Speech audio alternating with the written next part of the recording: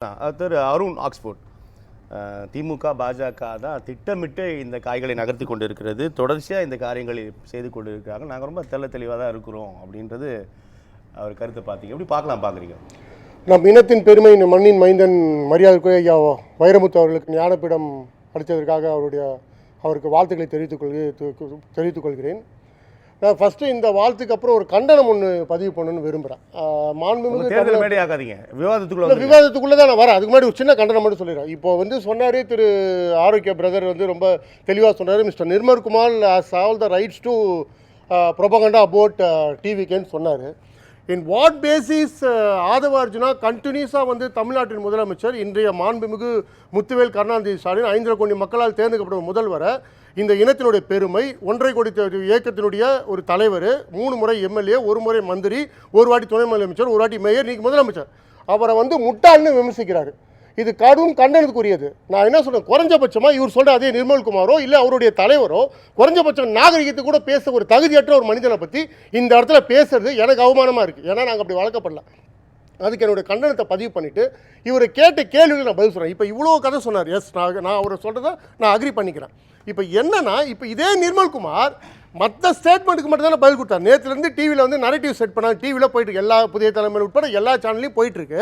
இதை மாதிரி மாவட்ட கருத்து கேட்டால் 98% பேர் கூட்டணிக்கு போகலான்னு சொல்லிட்டாங்க. எந்த கூட்டணி தலைமை எடுக்கிற எந்த முடிவுகளும் நான் கட்டுப்படுறேன்னு சொல்லிட்டாங்க. ஒரே ஒரு ட்விட்டு தட்டி விடணும். நீங்கள் அவர் கேட்ட விஜய் கூட தட்டி விட வேணாம். நீங்கள் சொல்கிற அதே பிடி நிர்மல்குமார் ஒரு சின்ன உதாரணம் சொல்கிறேன். ஒரு 1 ஹவருக்கு முன்னாடி ஃப்ளைட்டு தாமதமாகுது. அப்போ ஒரு நியூஸ் போயிட்டுருக்கு. மரியாதைக்குரிய மிகப்பெரிய ஆளுமை கொண்ட அரசியல் சாக்கடை தான் நான் சொல்லணும். ஆதவ அர்ஜுனா என்னன்னா பெரிய அறிவாளி. இல்லை, அப்படிதான் பேசணும். என் தலைவரை முட்டாளமா அப்படிதான் நான் பேசுவேன். அப்படிதான் பேச முடியும். அப்போ அவர் என்னன்னா, அவர் விஸ்கி, அதாவது பேகேஜ்ல நீங்க லிக்கர் எடுத்துன்னு போகலாம், சிஸ்டர் எடுத்துன்னு போகலாம். நீங்கள் செக்இன்ல எடுத்துன்னு போக முடியாது. அந்த செக்இன்ல அவரோட விஸ்கி பாட்டில் பிடிச்சாங்கன்னு சொல்லிட்டு ஒரு நியூஸ் போயிட்டே இருந்துச்சு. அதுக்கு உடனடியாக நிர்மல்குமார் போறாரு, இது உண்மையான பதிவு அல்ல அப்படின்னு, அது மாதிரி ஒரு தாமதம் ஏற்படலன்னு சொல்லிட்டு சொல்றாரு. அப்போ நான் என்ன சொல்கிறேன், நேற்று இதே திரு மரியாதை நிர்மல்குமார் அவர்கள் ஒரு ட்விட்டு போட்டுக்கலாமே, இந்த மாதிரி எந்த ஒரு நரேட்டிவும் இல்லைங்க, அந்த மாதிரி எந்த ஒரு சூழலையும் இல்லைங்க, நாங்கள் தனிச்சு தான் போட்டியிட போகிறோம், நாங்கள் அடைந்தால் மகாதேவின்ற கதையில் 234 நாங்கள் தான் போட்டிடுவோம், விசில் தான் போட்டிடுவோம், டேரெக்டாக முதலமைச்சர் ஆகிடும், அடுத்து பிரதம மந்திரி ஆகிடும், அதுக்கப்புறம் அமெரிக்காவின் பிரதமர் ஆகிடும் சொல்லிடலாமே. ஏன் சொல்லலாம்? சொல்லாதனால தான் இவ்வளோ விவாதங்கள் ஏற்படுது. இதில் என்ன கேட்குறேன்னா, பாரதிய ஜனதா கட்சியும் திமுக எதுக்கு நரேட்டிவ் செட் பண்ணோம்? பாரதிய ஜனதா கட்சி தான் எங்களுடைய எதிரின்றது ஆரம்பத்தில் எனக்கு, ஏன்னா சிறுபான்மை ஓட்டை பெறுறதுக்கு தான் திமுக முதல் குறிக்கோள். அதற்கான எல்லா முயற்சிகளும் தான் 15-20 ஆண்டுகளாக தமிழ்நாட்டில் நடந்துட்டு இருக்கு. பிஜேபி கால் உண்ண முடியாத காரணமே திமுக தான். அப்ப திமுக எப்படி பிஜேபி கூட அலைன்ஸ் இருக்கும்? அப்ப ஏடிஎம் கூட ரோல் என்ன? இப்ப திமுக கூட ஏடிஎம் பிஜேபி கூட திமுக நரேட்டிவ் செட் பண்ணா அப்ப ஏடிஎம் ரோல் என்ன? அப்ப ஏடிஎம் இங்க ஒரு சும்மா ஒப்புக்குச்சப்பானா? சார், இன்னொரு கேள்வி கேட்குறேங்க நான். இப்போ ஒரு நரேட்டிவ் செட் பண்ணி என்ன நரேட்டிவ்? போன வருடம் 2021 பிஜேபி தமிழ்நாட்டில் 2.45% வாக்கு வாங்கியிருக்காங்க. பிஎம்கே 3.6% வாங்கியிருக்காங்க. அமமுக 2.4. சரி, இப்போ பிஎம்கே 2.6 அந்த ரேஷியோவில் பார்க்கும்போது 20 சீட்டு பிஜேபி வாங்க, 20 சீட்டு பிஜேபிக்கு, 20 சீட்டு பிஎம்கே. திமுக கூட்டணி கட்சிகள் வாங்கி நான் முடிச்சு அவர் சொன்ன நிறைய சொல்லிடுறேன். அமமுக 60 சீட்டு போயிடுச்சா? அதுக்கப்புறம் அந்த ஐயா ஜான் பாண்டியன், ஐயா கிருஷ்ணசாமி, ஐயா பூவை ஜெகன்மூர்த்தி, பாரி இவங்களுக்கெல்லாம் ஒரு 10 சீட்டு வச்சுங்க, 70 சீட்டு போயிடுச்சு. 70 போனால் 234 மீதி 164 சீட்டு. இப்போது இவங்கெல்லாம் 2.3% ஓட்டு வச்சுங்களே 20 சீட்டு கேட்கும்போது தன்னை மினிமம் 15% எல்லா கருத்து கணிப்பும் சொல்லுது. 10% வச்சுங்க. அப்போ 10 × 2 100 சீட்டு. அப்போ 170 சீட்டு ஏடிஎம்கே கொடுத்துட்டாங்கன்னா அதிமுக எத்தனை சீட்டில் போட்டிடும்? நீங்க ரொம்ப கவலைப்படுறீங்க. இல்லை, இதுதான் உண்மை. அது எதுக்கு சொல்ல வரேன்னா, இதை யாரும் நரேட்டிவ்லாம் செட் பண்ணல. இந்த நரேட்டிவ் செட் பண்ணதே டிவிக்காக தான் நான் சொல்கிறேன். ஏன்னா இவங்கள யார் செட் பண்ணது?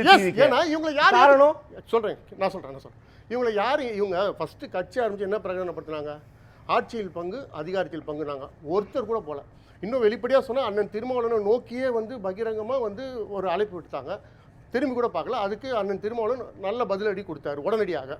இவங்க கூப்பிட்டு ஒருத்தரும் போல. இப்போ என்னன்னா, இவங்களோட அட்டென்ஷன் கொஞ்சம் கொஞ்சமாக இவங்களோட ரேஷியோ கம்மியாகிட்டே வருது. அப்போ என்னன்னா, இவங்களோட அட்டென்ஷன் திருப்பியும் சீக் பண்ணணும். அந்த மாதிரி ஒரு சுச்சுவேஷன் இப்போ இந்த மாதிரி இருக்கும்போது இவங்க இந்த மாதிரி இவங்களே ஒரு பொருளை கலை போடும்போது இப்போ பாருங்க, 2 நாளாக வேறு எதுவுமே பேசல. இப்போ ஒன்றும் இல்லை. இப்போ பார்த்தீங்கன்னா கேஸ் சிலிண்டர் கமர்ஷியல் பெரிய பிரச்சனை போயிட்டு இந்தியா ஃபுல்லாக. ஆனால் எப்படி மறைமாற்றி பாருங்க. இப்போ நேத்துல இருந்து எல்லா தமிழ்நாடு ஊடகங்களும் இதுதான் பேசிட்டு இருக்கு. பிஜேபி போனா போட்டோம், யாருக்கு என்ன பிரச்சனை? இப்போ கேஸ் பெட்ரோல் பிரச்சனை இருக்கா? இல்ல இருக்கதானே செய்யும். இன்னைக்கு இருக்கா? சென்னையில இருக்கா? இன்னைக்கு தமிழ்நாட்டுல தமிழ்நாடு இருக்கா? பெட்ரோல் சங்கத்துடைய தலைவர் 9 நாள் தான் பெட்ரோல் கையிருப்புன்னு சொல்லியிருக்காரு. ஸோ ஏதோ ரேஷியோ போயிட்டு இருக்கு. அதுக்கான ஆக்க பணிகளை வந்து மாநில அரசு மத்திய அரசு பண்ணிட்டு இருக்காங்க, மாட்டுக்கத்துல. ஆனால் எதுக்கு சொல்றேன், இவங்க அடைய மாட்டாங்க. அப்போ டிவிக்கு வந்து அட்டென்ஷன் சீக்கிங்காக இவங்களை அப்ப இது இல்லைன்னு சொன்னா இந்த மடை மாற்றம் யாருங்க பயன்படும்? டிவிக்கு இந்த நேரேட்டிவை வந்து மக்கள் கேஸ் பிரச்சனையை மடை மாற்றம்னா எனக்கு புரியல. மக்கள் அட்டென்ஷனை செக் பண்றாங்க. நான் என்ன சொல்றேன்னா, இவங்க வந்து மக்களால கைவிடப்பட்டாங்க. இவங்க இயக்கத்தை சார்ந்தவங்களை தவிர்த்து எந்த அரசியல் கட்சிகளும் இவங்க எதிர்பார்த்த மாதிரி வரல. இவங்க எதிர்பார்த்தது பெரிய அலைன்ஸ் ஒன்று ஃபார்ம் ஆகும், இவங்களை நோக்கி எல்லாரும் பயணிப்பாங்கன்னு நினைச்சாங்க, காங்கிரஸ் உட்பட. ஆனால் யாருமே இவங்க நோக்கி பயணிக்கல. அப்போ நோக்கி பயணிக்காத போது தனிமைப்படுத்தப்படுறாங்க, அரசியல் தனிமைப்படுத்தப்படுறாங்க. விஜய் என்கிற தனிப்பட்ட மனிதன் தனிமைப்படுத்தப்படுகிறார். அரசியல் ரீதியாகவும் சினிமா துறையும் சரி மக்களும் சார்ந்து அவர் தொண்டர்களை தாண்டி மக்கள் மத்தியில் பெரிய ஒரு ஃபீட்பேக்ல இல்லை, பெரிய அப்டேட்ஸ்ல இது ஆரம்பத்தில் இருந்துச்சு ஒரு கேஸ். ஆனா நாளடியில் இந்த கரூர் சம்பவம் ஒரு சமூகங்களுக்கு பின்னால எல்லாமே தேர்தல் தானே. இல்ல கரூர் வாக்குப்பதிவு நாள் என்று வாக்குகள் தானே தீர்மானிக்கும். அந்த வாக்குப்பதிவு நாள் வரைக்கும் இது இப்பவே மக்கள் தீர்மானிக்கலாம் நீங்க சொல்ல முடியாது. கூட்டணி நான் புரிஞ்சுக்கிறேன். நரேட்டிவ் ஏன் சொல்றேன்னா, நீங்க பாருங்க, இது வரைக்கும் எந்த வாக்கு அரசியலுக்குள்ள தேர்தலே சந்திக்காம இவங்களுக்கு எவ்வளவு வாக்கு வாங்கினே தெரியாது இது வரைக்கும். ஆனா இதை சுத்தி தான் தமிழ்நாடு அரசியல் போயிட்டு இருக்கு. இதுதான் நான் சொல்றேன். இவங்க திருப்பி ஒரு நரேட்டிவ் ஃபிக்ஸ் பண்ணாங்க. நான் சொல்றேன், நீங்க 3 நாளைக்கு முன்னாடி என்ன சொல்றாரு ஐயா ஆதவார்ஜுனா, குரான் மீது ஆணையிட்டு சொல்கிறேன், நாங்கள் பிஜேபியோட கூட்டணின்னு சொல்றாரு. நான் என்ன சொல்றேன், இதே பொதுச் செயலாளர் புஷி ஆனந்தோ நிர்மல்குமார் ட்விட்டு போட்டுக்கலாமே. அந்த மாதிரி ஒரு பேச்சுவார்த்தை நடக்கவே இல்லை. இது திட்டமிட்டு பாஜகவும் திமுகவும் சேர ஒரு சதின்னு சொல்லலாம். இன்னைக்கு நண்பர் ஆரோக்கிய சக்தியை சொல்றத நேற்று சொல்லியிருந்தா இந்த விவாதமே தேவையற்றதா இருக்குமே. ஏன் சொல்ல ஒரு வாதத்திற்காக அருண் சொல்றதை நான் இருக்கிறேன். மடை மாற்றுவதற்காக நடக்குது. குறிப்பா அந்த எரிபொருள், இந்த டீசல் பெட்ரோல் வந்து அது மட்டும் இல்லை, அட்டென்ஷன் சீக்கிங் என்ன பலன்னு கேட்குறேன். இந்த அட்டென்ஷன் சீக்கிங்ல என்ன பலன் கேக்குறீங்க? தாவேக்காக்கு என்னங்க மைலேஜ்? அதுதான் சொல்றேன். என்ன மைலேஜ்னா, நீங்க வந்து அரசுக்கு புறந்தள்ளப்பட்டீங்க. இப்போ என்ன பெரிய சரி எவ்வளவு நாள் இத வச்சு ஓட முடியும்? இப்போ திமுகவுடைய அலைன்ஸ் ஃபிக்ஸ் ஆயிடுச்சு. திமுகவோட கூட்டணிக்கு ஆல்மோஸ்ட் 90% எல்லாரும் சைன் பண்ணிட்டாங்க. இப்போ இன்னும் 2 நாள்ல அதிமுக ஸ்டார்ட் பண்ண போறாங்க. அதிமுக சுமூகமா போகுது. அப்போ முழுமையா எல்லா ஊடக வெளிச்சங்களும் இந்த 2 கட்சிகள் சார்ந்து தான் இருக்கும். அப்போ தாவேக்கான்ற ஒரு கட்சி முற்றிலுமாக புறந்தள்ளப்படும். அதுக்காக இந்த மாதிரி ஒரு நரேட்டிவ் செட் பண்ணும்போது திருப்பி எல்லா மீடியா இப்போ பாருங்க, இன்னைக்கு வந்து விடுதலை சிறுத்தைகள் போய் தலைவரை சந்திச்சாரு. அது பெருசா பேசப்படல. இதுதான் பெருசா பேசப்படுது. இந்த ஒரு மைண்ட் செட்டுக்காக இந்த ஒரு சைக்கலாஜிக்கல் அப்ளை வந்து இந்த டாவேக்கா தொடர்ந்து பண்ணிட்டு இருக்காங்க. இது நான் என்ன சொல்ல, திருப்பி நீங்க சொல்றது உண்மை வாதத்துக்கு ஏற்புடையதா இருந்தா கூட உடனடியாக ஒரு அறிக்கை விட்டுருக்கலாமே. ஒரு நிர்மல்குமார் ஒரு ட்விட்டு போட்டுக்கலாமே. உடனடியாக விஸ்கி பாட்டில் பிடிக்கல, அது பொய்ன்னு சொல்றாரு இல்லையா? அப்போ உடனடியாக அதே நிர்மல்குமார் ஒரு ட்விட்டு போட்டுக்கலாமே. நேற்றுலேருந்து நடக்குது பொய்ங்க, 90% 98% எந்த மாவட்டத்திலும் பேசவே இல்லை, எங்கள் பொய்ச்சாளர் பேசவே இல்லை, இது வந்து முற்றிலுமாக நரேட்டிவ் செட் பண்ண ட்ரை பண்ணுறாங்க சொல்லியிருந்தா இந்த விவாதம் தேவையற்றது. அப்போ போடலைன்ற பட்சத்தில் ஏன் அப்போ எதுக்காக இந்த ட்விட்டு வருது? நான் கேட்குறேன், இந்த மாதிரி ஒரு ப்ரொபோசலே இல்லைன்னா எதுக்காக மாவட்டத்தில் கூப்பிட்டு நீங்கள் தலைமை எந்த அது யார் எல்லா சேனல்லையும் காமிச்சாங்களா இல்லையா? அப்போ ஏன் இந்த மாதிரி ஒரு ப்ரொபோசல் வருது? அந்த ப்ரொபோசலே இல்லை. எனக்கு அது மாதிரி இப்போ நாம் தமிழ் ரொம்ப தெளிவாக சொன்னாங்க, எங்களுக்கு எத்தனை ஆயிரம் கோடி கொடுத்தாலும் சரி, எத்தனை வந்து மந்திரி சபையில் இல்லை, நான் துணை முதலமைச்சர் அறிவிச்சா கூட நான் போக மாட்டேன், கூட்டணிக்கு சொல்கிறாருல அவர் ஸ்டாண்டில் தெரியும். இன்னைக்கு காரைக்குடி போயிருக்காரு.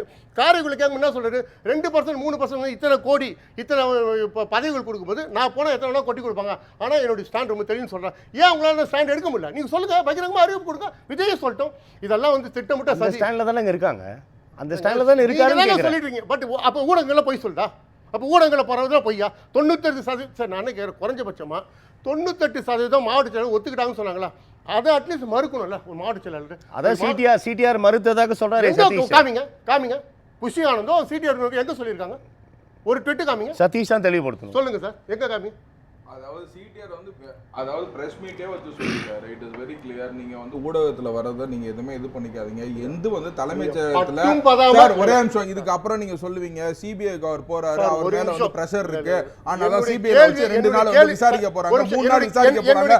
இந்த மாதிரி பல இது வந்து பாத்தீங்கன்னா இது வந்து ஒரு தியாலஜி கிடையாது. அதாவது தாவேகா மேல ஏகப்பட்ட தியாலஜி வரும் சார். இப்போ அதுக்கு தான் வெரி கிளியர்லி சொல்லிட்டாங்க, அன்லெஸ் அண்ட் அதர்வைஸ் தாவேகா வெப்சைட்லயோ தாவேகா தலைமைச் செயலகமா டிக்ளேர் பண்ணாத எந்த விதமான நியூஸுமே it is not a news of TVK அப்படிን ரொம்ப கிளியரா சொல்லிட்டாங்க. அதுதான் சொல்லிட்டாங்க. This is the sensitive issue. Why don't you articulate that? Why don't you mention that? Sir நீங்க ஒரு டாபிக் வச்சிருக்கீங்க, அதிமுக கூட்டணி இணையலாமா வேணாமா அப்படி சொல்ல முடியாது. அடுத்து சிபிஐ நான் ஒரு 10 நரேட்டிவ் நான் கொடுப்பேன். 10 வாட்டி நியூஸ் போடுறாங்க. தாவேகா மட்டும் தான் நியூஸ். புரிஞ்சுங்களா? 10 இதுதானே நியூஸ் போடுறாங்க. sensitive issue. அதனால தான் வந்து ஸ்பெஷலா நீட்டா சொல்லிட்டாங்க. நான் வரேன் அவரோட நேரம் முடிங்க. See, நான் என்ன சொல்றேன், நீங்க அப்படின்னா இதை வந்து இதுதான் இப்ப பெரிய ஒரு சென்சிட்டிவ் டாக் போகுது. ஏன்னா சென்சிட்டிவ் மட்டும் இல்ல, நீங்க கட்சி ஆரம்பிக்கும் போது சொன்னது கொள்கை எதிரி வந்து பிஜேபி, அரசியல் எதிரி திமுகன்னு சொன்னீங்க. ஒரு மேலே திமுக விமர்சிச்சுட்டே இருக்கீங்க. அப்போ ஒன்றும் இல்லை, அதே மாதிரி பாஜக மாநில நயனா நாயகன் ரொம்ப அழகா சொன்னாரு, தேசிய தலைமை தான் முடிவு எடுக்கணும். அப்போ கூட நீங்க ஒத்துக்க, நீங்க சொல்லுங்க ஒரு ஸ்டேட்மெண்ட், இது அவருடைய கருத்துங்க, இதுக்கும் தாவக எந்த சம்மந்தம் சொல்றது என்ன பிரச்சனை உங்களுக்கு, நீங்க அதை அட்ரஸ் பண்ணுங்க. நீங்க அட்ரஸ் பண்ணிட்டா இந்த கேள்விகளே எழாது இல்லையா? அப்ப நீங்க டேரிங்கா பேசலாம்ல. எங்களுக்கு அது மாதிரி ப்ரொபோசல் இல்ல, நீங்க நரேட்டிவ் செட் பண்ணுங்க. நான் என்ன கேட்கிறேன், இவரு கேட்கிற அதே கேள்வி நான் கேட்கிறேன், திமுக இதனால என்ன பண்ணணும்? நரேட்டிவ் செட் பண்ணாலும் எங்களுக்கு என்ன பண்ணணும்? Making TVK's weakness. அதுதான் நானும் சொல்றேன். யாரால பாருங்க, இது அரசியல், வாக்கு அரசியல்ல இறுதி எஜமானர்கள் மக்களே. யாரையும் அரசியல் வீக்கன் பண்ண முடியாது. அதுதான் அந்த கொள்கை கோட்பாடு மக்களால் ஏற்றுக்கொள்ளப்பட்டுச்சுன்னா அவங்க ஆட்சி ஆளுவாங்க, மாற்று கருத்தே கிடையாது. அப்போ நீங்க திரும்ப நரேட்டிவ் செட் பண்ண அவசியம் இல்ல, மக்களிடம் செல். நான் கேட்கிறேன், இன்னொரு ஒரே ஒரு கேள்வி கேட்குறேங்க. இவங்க வந்து கொள்கை சொல்ல பேரங்க அண்ணாவுடைய பேரை சொல்லிக்கலாம். பேரங்க அண்ணா ஃபர்ஸ்ட் பார்லிமெண்ட்ல ஒரு விஷயம் சொல்றாரு, be the people, by the people, of the people, for the people. Sorry, என்ன மக்களோடு இரு, மக்களுக்காக இரு, மக்கள் ஆட்சி செய். நான் என்ன கேட்கிறேன், இது வரைக்கும் உலக உலகத்துல செத்தவன் வீட்டுக்கு யாராவது வீட்டுக்கு கூப்பிட்டு வந்து அரசியல் பண்ணிருக்காங்க. அப்ப உங்களுக்கு என்ன கொள்கை கோட்பாடு இருக்கு? உங்களை நரேட்டிவ் செட் பண்ண நீங்க ஆளே கிடையாது. ஆனா நீங்க அவங்க ஒரு 100 விஷயத்தை விமர்சிப்பாங்க சார், அது போயிட்டே இருக்கும். இவங்க கொள்கை எதுவுமே இல்ல. இவங்க என்னன்னா இந்த மாதிரி அட்டென்ஷன் சீக் பண்றதுக்கு என்னென்ன பேசணுமோ அதெல்லாம் பேசி எல்லாத்துக்கும் இவங்க வீட்டுல தண்ணி வரலாம் கூட திமுக தான் காரணம் சொல்றது. இவங்க ஒரு பேசிக்கா ஒரு formula will not work it out. முதலாவது இவருடைய கேள்வி பதில் சொல்ல 2021 இதுக்குள்ள ஒரே நிமிஷம் 2 லட்சத்து 2016ல திமுக அதிமுக வெறும் 1,70,000 தான். இது அரசியல் தமிழ்நாடு சட்டசபையிலே அது மாதிரி ஒரு பலமான எதிர்க்கட்சி இருந்தது இல்ல. ஃபர்ஸ்ட் அதுக்கு பதில் இல்ல, நீங்க 5 லட்சம் தான் வெப்சைட்ல போய் 12 லட்சம் 2010 பெரிய எதிர்க்கட்சி 100 சீட் இருந்துச்சு. ஸோ இப்போ இந்த அலைன்ஸை பற்றி ரொம்ப ஒரு சிம்பிள் லாஜிக் தான்.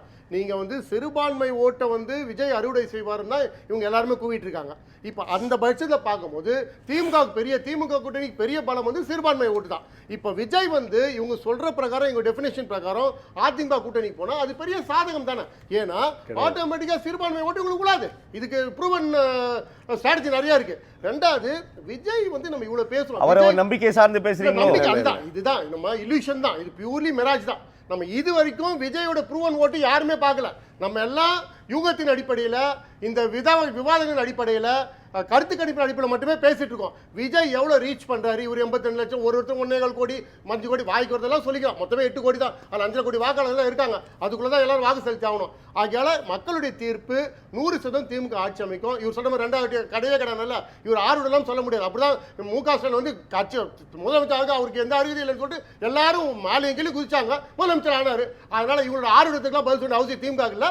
100% 2027ஆம் ஆண்டு மாண்புமிகு திரு முத்துவேல் கருணாநிதி ஸ்டாலின் தலைமையில் ஆட்சி அமையும். இதில் என்னாலும் மாற்று கருத்து இல்லை. ஒரே ஒரு வரி, ஓட் பேங்க் ஆஃப் விஜய்ங்கிறது பெண்கள்ங்கிறத மனசில் வச்சுக்கிட்டு எதுவாக இருந்தாலும் பேசுங்க. அவருக்கு கண்டிப்பாக அங்கேருந்து தான் வரப்போகுது.